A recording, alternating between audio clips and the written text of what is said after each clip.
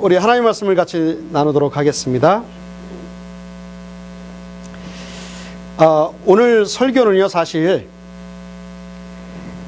지난번에 우리 강정혜 집사님 가정에 어려움이 있었죠. 우리 동생 되신 우리 박영길 성도님께서 이제 갑작스럽게 하나님의 나라로 부르심을 받고 가셨을 때 그 장례 절차와 또 장례 예배를 이렇게 참석을 하면서 제가 이 설교를 좀 한번 해야 되겠다라고 하는 마음으로 이렇게 생각해 놨던 그런 설교의 주제입니다.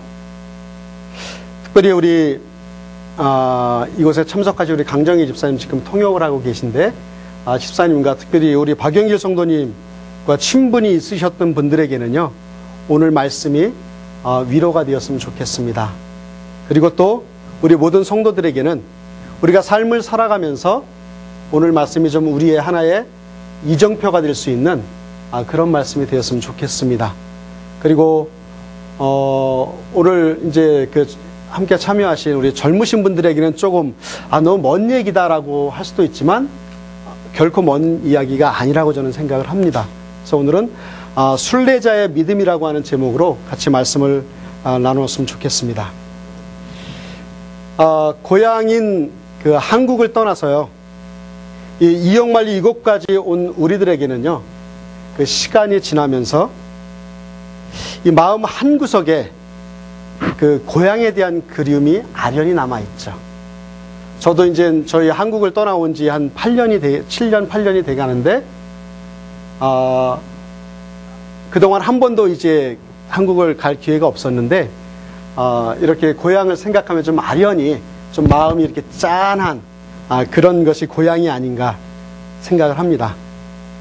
이렇듯 우리 한국인의 정서 속에는요, 아주 깊이 농축된 감정이 있는데 그것은 바로 이 고향에 대한 그리움이 아닐까 그런 생각을 합니다.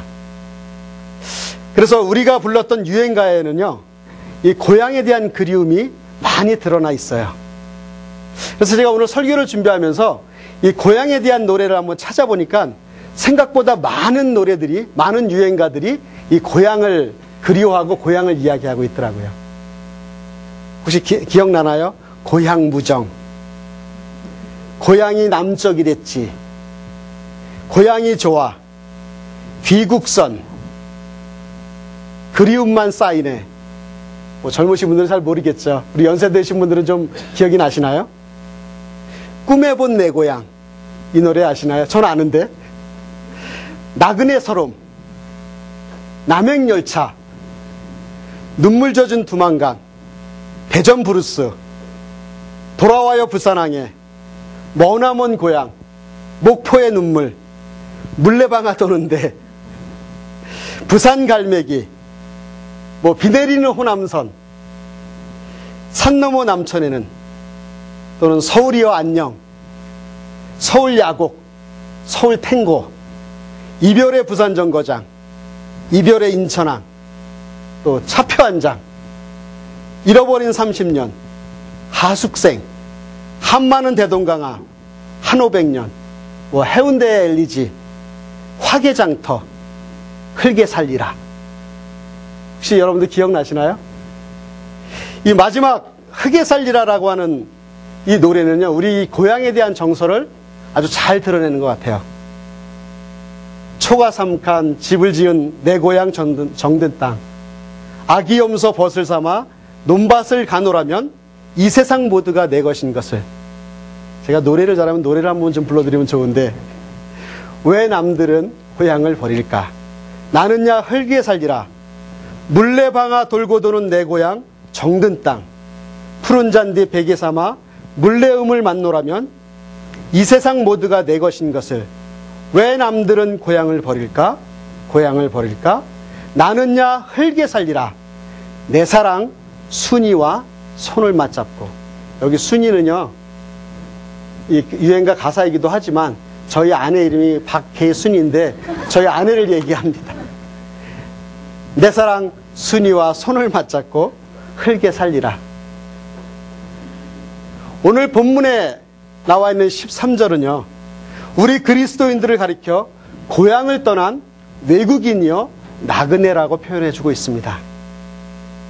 우리가 예수 그리스도를 구주와 주님으로 영접한 순간 우리는 하나님의 자녀가 되고 천국 백성이 됩니다.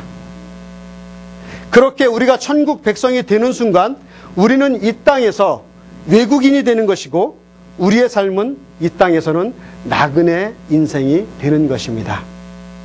그러므로 나그네를 영어로는 필그림이라고 하죠. 번역하면 순례자라고 하는 뜻이 있습니다. 우리는 다, 저와 여러분들은 우리가 걸어가는 그 인생길은 나그네 길이요 순례자 인생의 길입니다. 그래서 오늘 본문은요, 우리의 신앙 선배들이 이 순례의 인생길을, 이 나그네의 인생길을 믿음으로 살다가 믿음으로 죽었다라고 표현하고 있습니다. 13절에 보면 이 사람들은 다 죽음을 따라 죽었으며 라고 기록합니다. 그런데 여기에서 한 가지 전제가 뭐냐면 그들이 믿음으로 죽기 위해서는 믿음으로 살았다고 하는 것입니다. 그러면 우리가 인생길의 순례자로서 믿음으로 산다고 하는 것은 어떻게 사는 것을 의미할까요? 우리가 순례자로 살아간다고 하는데, 믿음의 순례의 길을 살아간다고 하는데 그 의미는 무엇일까요? 어떻게 살아가야 그 순례자의 인생길이 될까요? 첫 번째는요, 우리가 꼭 인식해야 될 것은 우리 이 순례자의 인생은 아직 완성되지 않은 미완성이라고 하는 사실입니다. 우리의 인생은, 이 땅에 사는 동안에 우리의 인생은 아직 미완성이라고 하는 사실이죠.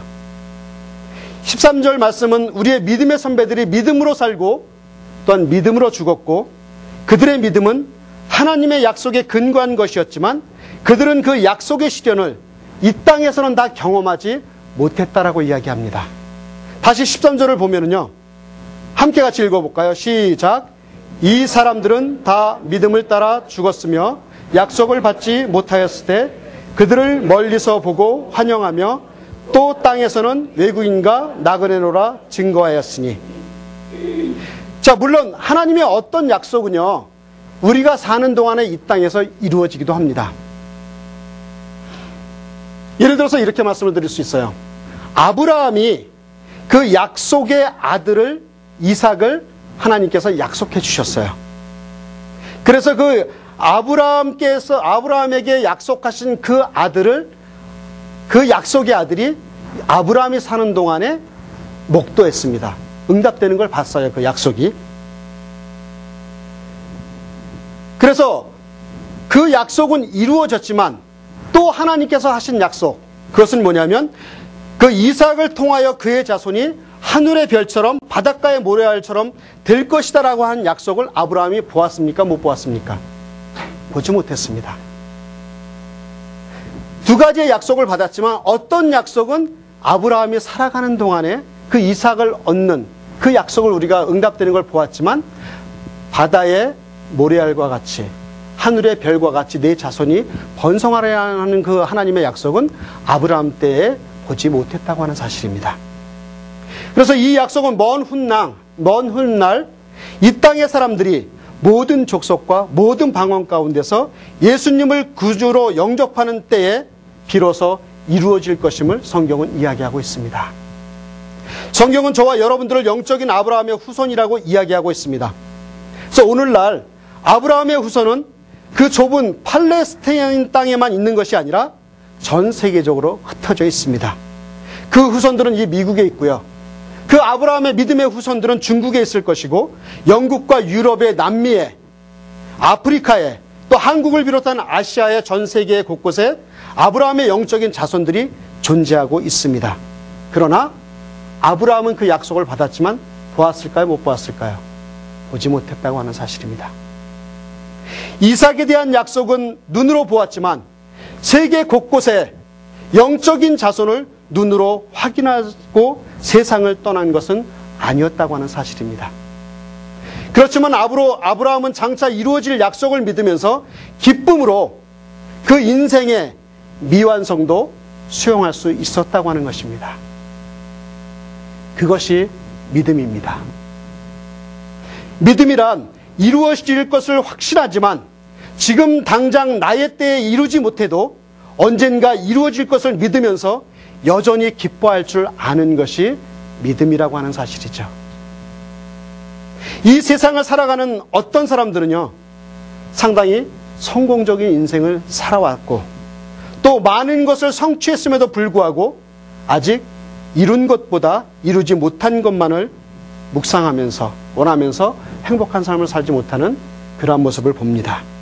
그러나 오늘의 본문은요, 믿음의 사람들은 인생의 미완성도 수용할 수 있어야 한다고 가르치고 있습니다. 순례자들은요, 지나가는 길에서 모든 것을 다 성취하려 해서는 결코 이룰 수 없습니다. 순례자의 시선은 온전히 내가 가고자 하는 그 목적지의 시선이 고정되어 있어야 될 줄 믿습니다. 우리는 이 순례의 길에서 이웃들을 향하여 이 세상이 우리가 안주할 고향이 아니라는 것과 또 우리가 가고자 하는 고향에서는 하나님 아버지가 우리를 기다리신다고 하는 것을 증거하며 사는 삶이 되어야 될 줄 믿습니다.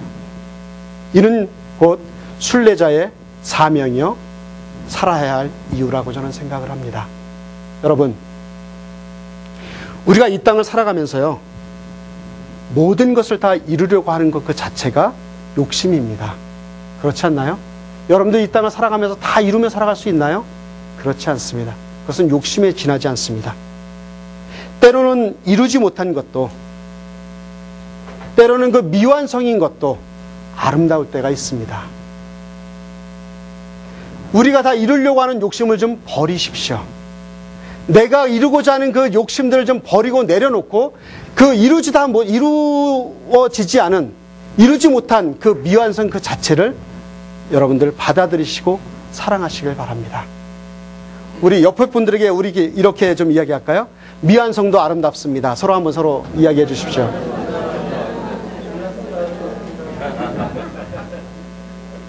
우린 너무 완벽한 거, 완성적인 걸, 그런 삶을 살아가려고 합니다. 그러나 우리의 미완성된 인생도 아름답습니다. 그것이 순례자의 삶이라고 하는 것이죠. 여러분들이 잘 아시는 가곡의 왕 누구죠? 슈베르트죠. 슈베르트가 31살밖에 살지 못했습니다. 그러나 그는 참 그 31살 기간 동안에 수많은 명가곡들을 남겼죠. 그 중에 우리에게 아주 유명한 가곡이 하나 있어요. 그것은 뭐냐면 교향곡 8번 마이너. 이 교향곡이라는 4악장까지 다 써야 되는데 이 교향곡 8번은 슈베르트가 2장을 쓰고 3장을 쓰는 그 중간에 멈춰버렸습니다. 그래서 이것을 우리가 뭐라 그래요? 미완성 교향곡이라고 그러죠. 2악장을 다 쓴 후에 3악장에 조금밖에 쓰지 못한 이 미완성 교향곡이었지만 지금 우리가 이 작품을 보고 누가 쓸모없는 작품이라고 이야기합니까? 명곡으로 우리가 알고 있습니다. 그렇죠. 그렇듯이 이렇게 미완성 그 자체로는요, 얼마든지 아름다울 수 있다고 하는 것입니다. 사랑하는 여러분, 우리의 인생이 좀 미완성인 것 같지만 그 자체가 아름답습니다. 순례자의 삶을 걸어가는 우리의 삶이 좀 어설퍼 보이지만 주님의 말씀대로 다 살아가지 못하는 것 같지만 그 자체가 주님께서 보실 땐 아름다운 인생인 줄 믿습니다. 여러분들 스스로가 난 왜 이거밖에 안 되지? 난 이렇게 좀 못났지? 라고 하는 걸 묵상하기보단 그 아름다움조차도 하나님께서는 기뻐 받으신다는 사실을 꼭 기억하시는 저와 여러분들이 되었으면 좋겠습니다. 아까 가요 얘기했는데요. 가요 얘기를 조금 더 하겠습니다. 사실 한국 가요 중에 인생은 미완성이라고 하는 노래가 있죠. 아시나요? 저에게는 이 슈베르트 넘버 8번 그 미완성 교향곡보다는 이 노래가 더 익숙해요. 그 가사가 어때요? 인생은 미완성 이렇게 하는 거죠. 그래서 인생은 미완성, 쓰다가 많은 편지. 그래도 우리는 곱게 써가야 해. 사랑은 미완성, 부르다 멎는 노래. 그래도 우리는 아름답게 불러야 해. 사람아, 우리 모두 타향인걸. 외로운 사람끼리 사슴처럼 기대고 살자. 인생은 미완성, 그리다 마는 그림. 그래도 우리는 아름답게 그려야 해. 친구야, 친구야, 우리 모두 나그넨 걸. 그리운 사람끼리 모닥불을 지피고 살자. 인생은 미완성, 색이다 많은 조각. 그래도 우리는 곱게 써가야 해. 김지평 작사, 이진관 작곡. 아멘. 아멘 소리는 안 나오네요. 전 참 이게 은혜가 됐는데. 사랑하는 여러분, 이 가사가 주는 의미가 물론 여러 가지가 있겠지만 성경에서 주고 있는 우리의 인생은요, 미완성이라고 하는 것입니다. 우리의 인생은 여전히 부족하고 우리 순례자의 삶은 여전히 모든 걸 다 가질 수 없다고 하는 것이죠. 그것이 우리의 인생이라고 하는 거예요. 사랑하는 여러분, 너무 이 땅에 욕심을 갖지 말고 미완성인 나의 모습을 주 앞에 올려드리는, 그래서 순례자의 길, 그 길을 걸어갈 수 있는 저와 여러분들이 되시기를 주의 이름으로 축원합니다. 순례자의 두 번째 인생은요, 본향을 바라보는 삶이 되어야 됩니다. 본향. 순례자가 지나가는 길에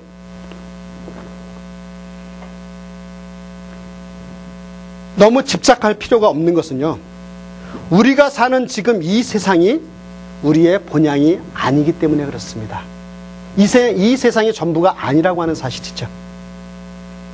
오늘 본문은요, 순례자의 궁극적인 본향이 이 땅이 아니라고 가르치고 있습니다. 물론 그리스도인들은요, 이 지나가는 인생길에도, 지나가는 이 순례자의 길에도 이 땅에서 의미 있는 행적을 물론 남겨야 됩니다. 그리고 이 세상을 살아가면서 선한 발자취를 남기도록 힘쓸 의무가 우리들에게 있습니다. 그리고 우리는 세상의 빛과 소금의 사명으로 부르심을 받았기 때문에 그렇게 족적을 남겨야 됩니다. 그러나 여러분, 그럼에도 불구하고 우리의 노력으로 이 세상이 금방 천국이 될 것 같은 환상은 버려야 된다고 하는 사실이죠. 우리는 결코 궁극적인 천국이 이곳이 아니라고 하는 사실입니다. 그래서 16절 상반절에 보면 히브리서 기자는 우리는 더 나은 본향을 사모해야 하는 그 본향이 하늘이라고 하는 사실을 이야기해 주고 있습니다. 16절 상반절을 볼까요? 저희가 이제는 더 나은 본향을 사모하니 곧 하늘에 있는 것이라. 또한 15절은요, 이 본향에 대한 소망 때문에 우리의 믿음의 선배들은 이 땅에서의 고향에 대한 미련을 포기하고 옛날로 돌아가지 않겠다고 증거합니다. 15절에 보면 저희가 나온 바 본향을 생각하였다면 돌아갈 기회가 있었으려니와. 그럼 우리는 어떻습니까, 여러분? 아니, 지금까지 어떻게 살아오셨는지 한번 여러분들이 뒤를 돌아보시기 바랍니다. 우리는 정말 순례자로서 우리의 궁극적인 소망을, 우리의 본향인 하늘의 소망을 두고 살아오셨습니까? 아니면 이 땅에 대한 미련을 가지고 한 발은 세상에, 한 발은 하늘에 두고 혹시 방황하며 살아온 것은 아닌지. 지나간 시간들의 삶이 방황이었다고 생각한다면 여러분, 다음 말씀을 한번 잘 묵상해 보시기 바랍니다. 빌립보서 3장 20절입니다. 같이 읽을까요? 시작. 우리의 시민권은 하늘에 있는지라 거기로서 구원하는 자 곧 주 예수 그리스도를 기다리노니. 골로새서 3장 2절을 다시 한 번 더 읽습니다. 시작. 위의 것을 생각하고 땅의 것을 생각지 말라. 네, 위의 것을 생각해야 되고 땅의 것에 미련을 두지 말라고 과감하게 성경은 우리에게 요구하고 있습니다. 또한 여러분, 우리가 부르는 찬송 있죠. 그 우리가 부르고 있는 찬송은요, 우리의 궁극적인 본향에 대한 소망으로 꽉 차 있는 찬양들이 너무나 많습니다. 한번 볼까요?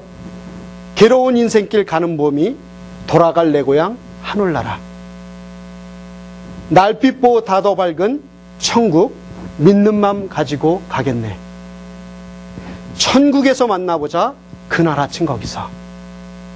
또 저 요단강 건너편에 찬란하게 비는 집. 또 저 높은 곳을 향하여 날마다 나아갑니다. 또 찬송가 545장 하늘 가는 밝은 길이 내 앞에 있으니. 이렇듯이 우리가 부르는 찬양은요, 이 본향을 향하여 본향을 바라보는, 그것을 소원하는 찬양들이 차고 넘칩니다. 여러분, 혹시 우리들 중에 이 찬송가들이 마음에 와닿지 않고요, 아직도 이 세상에 대한 소망과 미련을 포기하지 못한 분이 계시다면, 또 내가 너무 이 세상의 인생의 발목이 잡혀 미련하게 살고 있고 성경을 읽어도 찬송을 불러도 쉽게 내 마음에 세상의 미련이 떨쳐지지 않거든, 차라리 이건 좀 어떠세요? 최희준의 하숙생이라고 하는 노래. 인생은 나그네 길, 어디서 왔다가 어디로 가는가. 구름이 흘러가듯 떠돌다 가는 길에 정일랑 두지 말라, 미련일랑 두지 말자. 오늘 제가 가요 얘기를 많이 하죠. 정과 미련, 또 정과 욕심. 바울은 이렇게 말합니다. 나는 정과 욕심을 십자가에 이미 못 박았다. 그런데 이 못 박았던 정과 욕심이 다시 살아나게 되면 자꾸만 하늘나라에 대한 소망이 우리에게는 없어집니다. 순례자는요, 그 삶을 살아감에 있어서 이 땅에 욕심을 버리고 우리가 바라봐야 할 것은 본향인 줄 믿습니다. 이 땅이 우리가 바라봐야 될 최종 목적지가 아닙니다. 우리가 바라봐야 할 곳, 그것은 본향입니다. 사랑하는 여러분, 지금 여러분들의 삶의 관점이, 초점이 정말 본향에 맞춰져 있습니까? 정말 이 땅이 전부인 것 같이 혹시 살고 있지는 않나요? 사랑하는 여러분, 우리의 시선을 조금 들어서 주의 본향을 바라보기를 주의 이름으로 축원합니다. 마지막으로 세 번째로, 순례자의 본향은요, 순례자의 인생은요, 본향을 찾아가는 인생이 되어야 될 줄 믿습니다. 제가 두 번째로 말씀드릴 때 순례자는 본향을 바라봐야 된다고 이야기했습니다.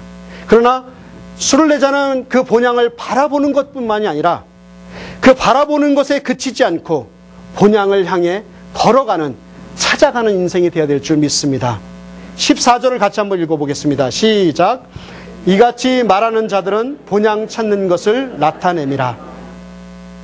우리의 삶은 본향을 바라보는 것에 끝나는 것이 아니라 본향을 찾아가는 삶을 살아가야 될 줄 믿습니다. 오늘 본문이 이야기하는 순례자의 삶은요, 그들이 천국 본향의 소망을 갖고 그 본향을 찾는 인생이었다라고 이야기하고 있습니다. 그렇다면요, 구체적으로 본향을 찾는 그 인생은 어떤 삶을 살아야 될까요? 첫 번째, 지나가는 인생길에서 과도한 욕심을 버려야 합니다. 그러니까 조금 전에 말씀을 드렸죠. 우리가 순례자로 살아가기 위해서는요, 욕심을 버려야 됩니다. 우리 안에서 천국 소망이 희미해질 때가 언제입니까? 본향을 향한 그 소망들이 희미해질 때는 언제냐면 이 땅이 좋기 때문에 그래요. 이 땅에 욕심이 생기기 때문에 천국에 대한, 그 본향에 대한 소망들이 희미해지기 시작합니다. 지나가는 순례의 길에 욕심이 발동하면은요, 그 본향에 가기 싫어져요. 조금만 더 살고 싶어요.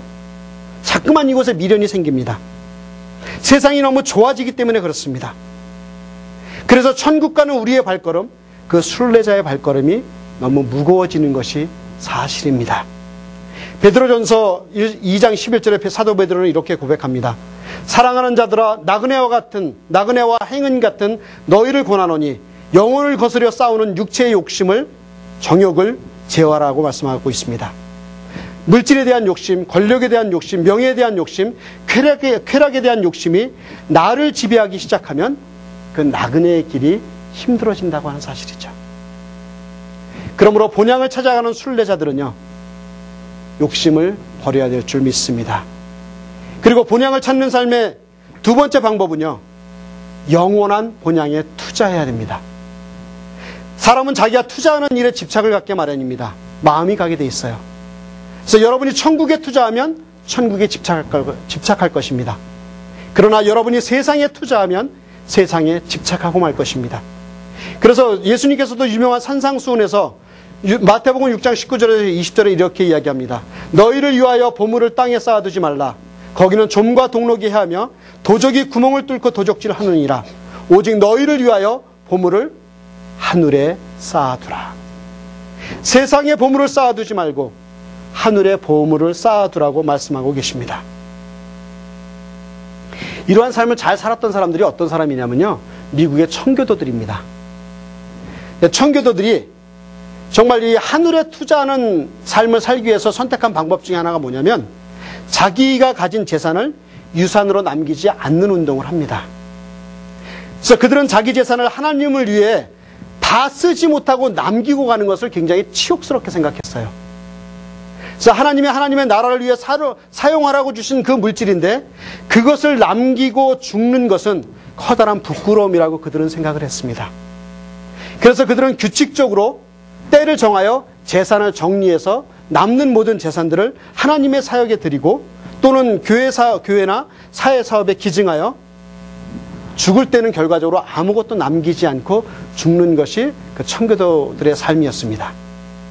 이것은요, 이 성경이 이야기하는 저는 기독교적 무소유의 실천이라고 저는 생각을 합니다. 불교적 무소유는요, 안 벌고 안 쓰는 거예요. 근데 저는 그렇습니다. 우리 기독교적 무소유는요, 안 벌고 안 쓰는 것이 아니라 여러분들 열심히 벌어서요, 열심히 하나님의 나라를 위해서 쓰십시오. 저는 이게 우리 기독교적 무소유라고 생각합니다. 여러분들 열심히 버십시오. 열심히 일해서 땀을 흘려서 하나님께서 주신 그 사업과 하나님께서 주신 그 일들을 통해서 많은 물질을 버십시오. 그러나 잊지 말아야 될 것은 그것을 남김없이 주를 위해 사용하는 저와 여러분들이 되었으면 좋겠습니다. 그리고 이 청교도들이 한 가지 또 좋은 정신을 갖고 있었던 것은 뭐냐면 그렇게 투자한 것에 대한 보상을 이 땅에서 기대하지 않았다고 하는 것입니다. 우리가 주님을 위해 그리고 이웃을 위해 헌금하고 헌신한 후에 지금 당장 땅에서 그 대가를 바란다면 그것은 투기에 불과합니다. 물론 심는 대로 주시는 것도 하나님의 방법이기도 합니다. 그러나 우리는 궁극적인 소망의 실현을 우리는 하늘나라에서 기대해야 될 줄 믿습니다. 천국은 우리의 모든 꿈이 궁극적으로 실현될 본향이기 때문에 그렇습니다. 그 고향을 바라보며 때로는 오늘의 고통을 본향의 기쁨으로 인내하는 것, 이것이 바로 순례자의 믿음인 줄 믿습니다. 한 가지 예화를 드리고 제가 말씀을 마칠까 합니다. 이것은 아마 제가 저희 교회에서 한번 예화로 드렸던 것 같은 생각이 드는데, 근데 저에게 너무 감동이 됐던 예화이기 때문에 예화 한 가지를 말씀을 드리고 말씀을 마무리할까 합니다. 그 20세기 초에 실제로 있었던 사건입니다. 헨리 모리슨이라고 하는 선교사가요, 40년 동안 이제 아프리카 선교를 마치고 배를 타고 고향인 미국으로 돌아오고 있었습니다. 근데 공교롭게도 그 모리슨이 탔던 배에는 때마침 아프리카에서 약간의 그 정치적 임무와 코끼리 사냥을 마치고 돌아오는 유명한 루스벨트 대통령이 그 배에 동승하고 왔던 것입니다. 이제 배가 뉴욕 항구에 도착하자마자 팡파레 소리와 함께 대통령을 마중 나온 환영 인파의 박수 속에 레드카펫을 밟고 멋진 고급 승용차를 타고 루스벨트는 항구를 빠져나갑니다. 대통령이 나가자 팡파레도 멈추고요, 레드카펫도 치워지고 군중들도 모두 없어집니다. 해산됩니다. 그런데 이제 맨 끝에 그 항구를 혼자 쓸쓸히 빠져나오던 모리슨 선교사는 이제 눈물을 흘리며 이렇게 고백합니다. 하나님, 아프리카에서 나의 소중한 청춘과 삶을 들인 이 40년의 결과가 겨우 이것입니까? 팡파레도 없고요, 내가 밟고 지나갈 레드카펫도 없고, 나를 마중 나온 사람도 없고, 환영해주는 인파도 없습니다. 축복해주는 사람도 없습니다. 하나님, 40년의 대가가 이겁니까? 라고 혼자 넋두리를 합니다. 그렇게 혼자 불만 섞인 말로 중얼거리고 있을 때 서쪽 저녁 노을이 이렇게 아름다운 구름 속에 지면서 그때 그에게 이런 음성이 들려옵니다. 사랑하는 아들아, 너는 아직 고향에 돌아오지 않았다. 내가 고향에 돌아올 그날 지금 들려졌던 팡파레가 아니라 천군 천사의 나팔 소리로 레드카펫이 아닌 황금길을 깔고 환영 인파가 아닌 천군 천사를 대동하여 내가 친히 너를 마중 나오마. 너는 아직 고향에 오지 않았다. 사랑하는 여러분, 순례자는 이 본향을 바라보며 사는 사람들입니다. 저와 여러분들은 이 세상을 살아가는 순례자입니다. 이 땅에서 혹시 우리의 삶이 팡파레를 받지 못할 수 있습니다. 레드카펫이 깔리지 않을 수 있습니다. 많은 환영의 인파가 없을 수도 있습니다.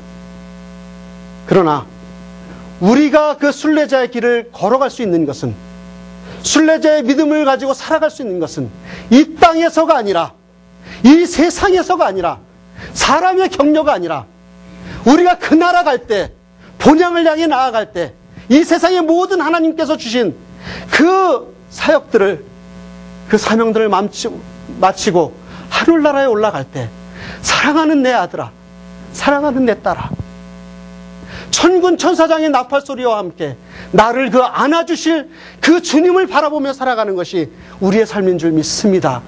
사랑하는 여러분, 이 땅에 소망을 두고 살아가는 것이 아니라 정말 순례자로서 하늘나라의 소망을 두고 그렇게 우리가 살아갔으면 좋겠습니다. 이 삶이 멀리 있는 것 같지만 결코 멀리 있지 않습니다. 우린 곧 그 나라에 갈 것입니다.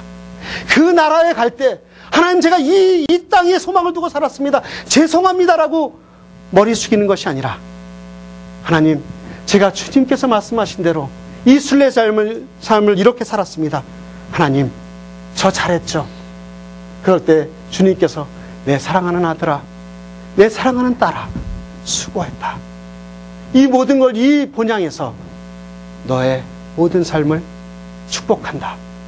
이 음성을 듣는 저와 여러분들이 되었으면 좋겠습니다. 사랑하는 여러분, 세상의 것을, 세상의 욕심을 우리 좀 내려놓읍시다. 너무 거기에 잡고서 그것 때문에 우리가 아둥바둥 살아가지 맙시다. 우리가 교회에서 함께 살아가며 그 어떤 것보다도 이 순례자의 삶에, 이 순례자의 믿음을 간직하고 이 땅에서 서로 섬기며 살아가고 저 본향을 향해 한 걸음 뚜벅뚜벅 주 앞에 나아가는 저와 여러분들이 되시기를 주의 이름으로 축원합니다.